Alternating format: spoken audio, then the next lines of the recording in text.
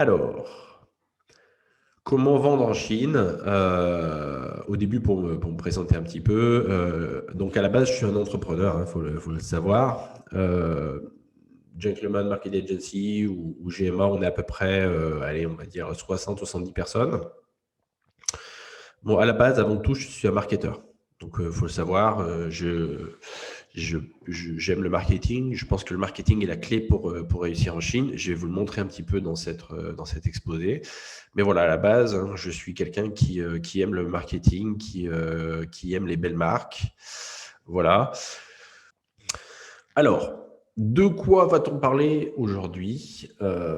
Bien sûr, du plus grand marché du monde et du marché le plus dynamique. Ensuite, je vais vous parler des marques. Voilà, les marques en Chine. Bien sûr, le branding, pour nous qui est everything. On va voir qu'est-ce que c'est que le branding. On va aborder la notion de réputation, qui est très, très, très importante, notamment la réputation online.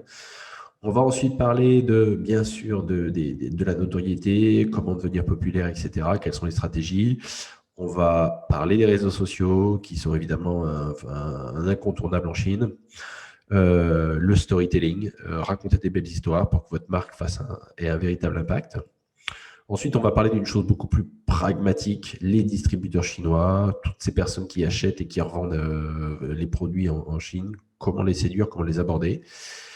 Après, on va parler du e-commerce qui devient le channel numéro 1 de vente en Chine, le canal de distribution qui augmente chaque année. Ensuite, bien sûr, dans le e-commerce, on va parler de la partie cross-border. Donc, il y a le e-commerce Chine, où les produits sont en Chine et se vendent en Chine. Il y a la partie cross-border, où les produits sont expédiés depuis l'étranger. Et enfin, on va parler des services, du tourisme, du B2B, de l'industrie, où là, c'est plus des mécanismes de lead génération, de search et de ce qu'on appelle du nurturing.